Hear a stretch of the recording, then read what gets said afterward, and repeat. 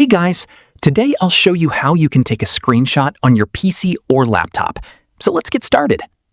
Taking screenshots on Windows is really simple, and there are a few different ways you can do it depending on whether you want to capture the entire screen or just a small section. One of the easiest methods is by using the built-in snipping tool shortcut. All you need to do is press Shift, the Windows key, and S on your keyboard at the same time. As soon as you do that, your screen will slightly darken, and the snipping menu will appear at the top of the screen. From there, you can choose different screenshot modes, like rectangular snip, freeform snip, window snip, or full screen capture. To capture a specific part of your screen, simply hold down your left mouse button and drag across the area you want to screenshot. Once you release the mouse button, the screenshot will automatically be copied to your clipboard.